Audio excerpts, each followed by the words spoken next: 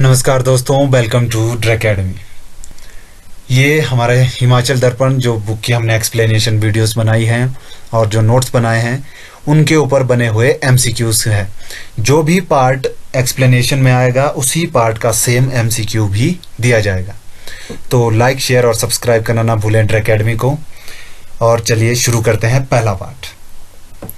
पहला क्वेश्चन है, आर्यपूर्व संस्कृति का प्राचीनतम वर्णन किस ग्रंथ से मिलता है? ऋग्वेद, रामायण, महाभारत या विष्णु पुराण? इसका सही जवाब है ऋग्वेद। निम्नलिखित का मिलान कीजिए। राजतरंगिणी, रघुवंशम, देवी चंद्रगुप्तम, अष्टाध्यायी, कालिदास, विशाखादत्त, कलहण, पाणिनि। तो राजतरंगिणी जैसे कि हम जानते हैं कलहण ने लिखी है, देवी चंद्रगुप्तम विशाखादत्त ने, रघुवंशम कालिदास और अष्टाध्यायी पाणिनि ने। तो इसका सही जवाब होगा सी, ग, क, ख और घ। निम्न में से कौन सा ग्रंथ जम्मू कश्मीर के इतिहास का वर्णन करता है? राजतरंगिणी, रघुवंशम, देवी चंद्रगुप्तम, अष्टाध्यायी। इसका सही जवाब है राजतरंगिणी।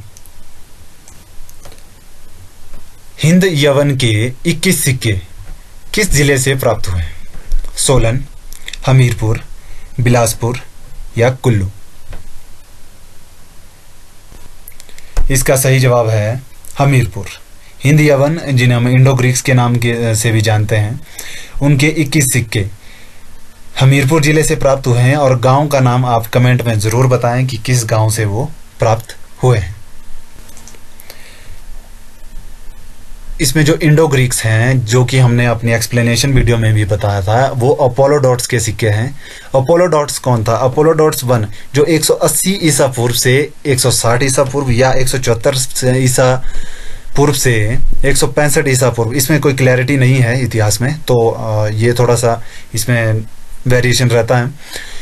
इस दौरान जो इंडो ग्रीक का राजा था अपोलोडोट्स प्रथम, वो रहा था जिसने भारत यूनान राज्य पर स्थापित किया था, जो पश्चिमी व दक्षिणी भारत और में यूनानी राज्य था। जो तक्षशिला, सिंध और कुछ इलाका गुजरात का भी उसमें शामिल था। उसमें जो सिक्के चलाए गए थे वो थे अपोलोडोट्स के सिक्के, जिन पर खरोष्टी भाषा में लिखा था। नेक्स्ट है, राजा वीरयास द्वारा किस रियासत का सबसे प्राचीन सिक्का चलाया गया था? चंबा, कुल्लू, कांगड़ा या सुकेत? इसका सही जवाब है कुल्लू। राजा वीरयास द्वारा पहली सदी में कुल्लू रियासत का सबसे प्राचीन सिक्का चलाया गया था। अपोलोडोट्स के सिक्कों पर कौन सी लिपि में लिखा था? ये मैं आपको पहले ही बता चुका हूं, और एक्सप्लेनेशन वीडियो भी अगर आपने नहीं देखी है तो जरूर देखें, उसके बाद अपना इवैल्यूएशन करें। और एक पेज से, सिर्फ एक पेज से हमने ये 20 क्वेश्चंस तैयार किए हैं। और देखिए, क्वेश्चन तो 100 भी तैयार हो सकते हैं, लेकिन जब तक आपको टॉपिक को नहीं पढ़ेंगे तब तक इवैल्यूएशन का कोई फायदा नहीं है। इसमें पहला ऑप्शन है खरोष्टी, दूसरा ग्रीक, तीसरा शारदा और चौथा ब्राह्मी। इसका सही जवाब है खरोष्टी में। उसमें खरोष्टी भाषा में लिखा गया था। सिर्फ और सिर्फ इंडो ग्रीक्स ही वो भाषा थी जिसमें लिपि थी जिसके द्वारा किसी भी सिक्के पर नहीं लिखा गया था। भूरी सिंह म्यूजियम में चंबा से प्राप्त अभिलेखों को रखा गया है, वे किस लिपि में लिखे गए हैं? शारदा, टांकरी, प्राकृत या खरोष्टी? इसमें से आपने चूज करना है 1 और 2, 1, 2 और 3, 2 और 4, 3 और 4। इसका सही जवाब है 1 और 2। शारदा और टांकरी में जो चंबा से प्राप्त हुए थे 36 अभिलेख, जो चंबा के भूरी सिंह म्यूजियम में आज भी रखे गए हैं, वो शारदा और टांकरी लिपि में लिखे गए थे। नेक्स्ट क्वेश्चन है, कौन से शिलालेख गुप्त काल की जानकारी प्रदान करते हैं? जो गुप्त काल चलता है हमारा इतिहास में, वो उसकी जानकारी कौन से शिलालेख प्रदान करते हैं? कांगड़ा के पथियार के शिलालेख, हाटकोटी के सोनपुर की गुफा के शिलालेख, कुल्लू के शलारू के शिलालेख या मंडी के सलोणू के शिलालेख? इसका सही जवाब है कुल्लू के शलारू के शिलालेख, हमें गुप्त काल की जानकारी देते हैं।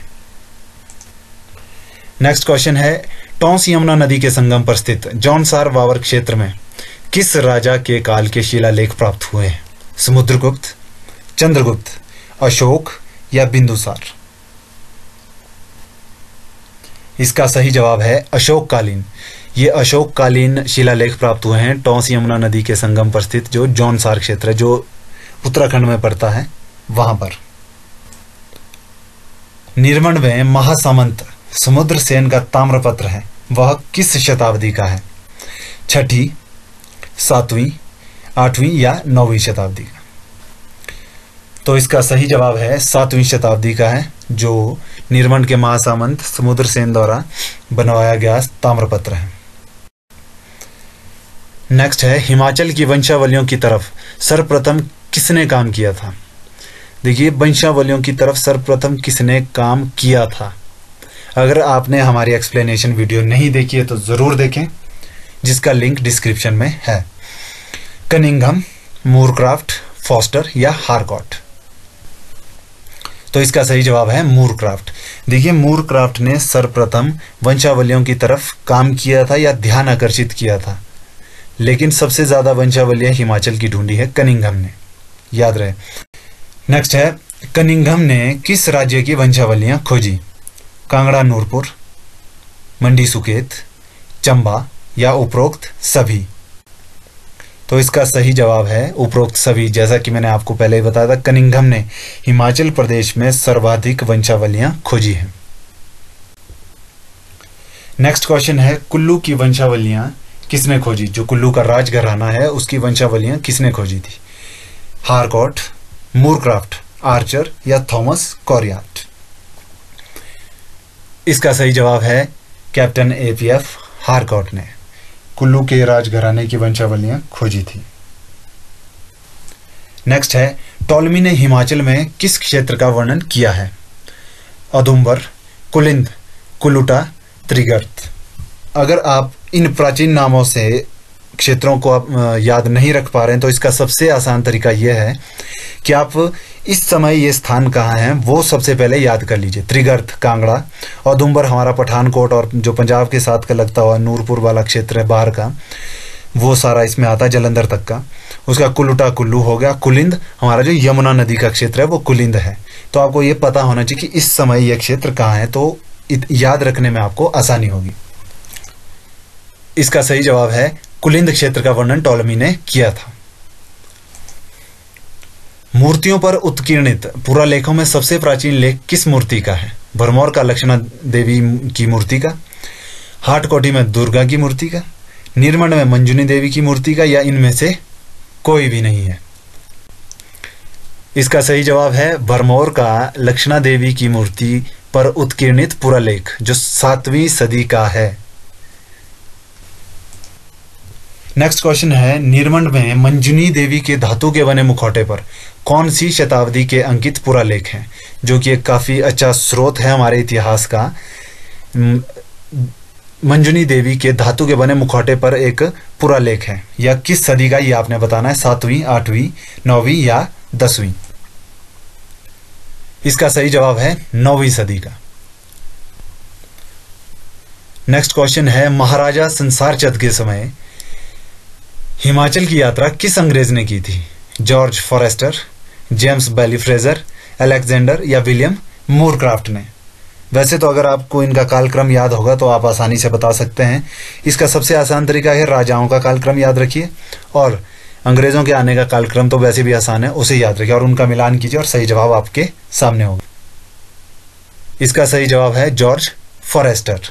इसने महाराजा संसार चंद के समय हिमाचल की यात्रा की थी और यहाँ का वर्णन किया था। निम्नलिखित का इनकी यात्रा के समय के हिसाब से मिलान करें। जॉर्ज फॉरेस्टर, जेम्स बैली फ्रेजर, अलेक्जेंडर, विलियम मूरक्राफ्ट। 1783, 1815, 1817 से 22, 1820 से 22। इसका सही जवाब है ए, एज इट इज, जैसे ये दिखाए गए हैं बिल्कुल इसी क्रम में इन्होंने हिमाचल की यात्रा की है। नेक्स्ट क्वेश्चन, हिमाचल प्रदेश में प्राचीन अभिलेख किस लिपि में नहीं लिखे गए हैं? अगर आपने इस वीडियो को ध्यान से सुना होगा तो आपको ये आंसर आता है। ब्राह्मी, शारदा, इंडो ग्रीक या नागरी? तो इसका सही जवाब है इंडो ग्रीक। इंडो ग्रीक में कोई भी अभिलेख नहीं लिखा गया है। मैक्सिमम शारदा, टांकरी या खरोष्टी में लिखा जाता था। औदुंबर शासकों पर कौन सी आकृति पाई गई है? माफ कीजिएगा, ये क्वेश्चन है औदुंबर शासकों द्वारा चलाई गई जो मुद्रा थी या उनके द्वारा चलाए गए जो सिंबल्स थे उन पर कौन सी आकृति पाई गई थी? तो कमल, त्रिशूल, मोर या शंख? इसका सही जवाब है त्रिशूल। मैक्सिमम इनके जो भी सिंबल होते थे उनमें त्रिशूल का प्रयोग किया जाता था। और औदुंबर मैंने आपको बताया था, ये पंजाब जो जलंधर का एरिया है आज के ज़माने में, उस समय औदुंबर कहलाता था। Thanks for watching. अगर आपको ये वीडियो पसंद आई तो लाइक करें, शेयर करें और सब्सक्राइब ज़रूर करें। और इससे भी ज़्यादा ज़रूरी, इसे ज़रूर पढ़ लें और कमेंट्स में अपने सजेशन ज़रूर लिखें और इसके अगले पार्ट का इंतज़ार करें। Thanks for watching. जय हिंद।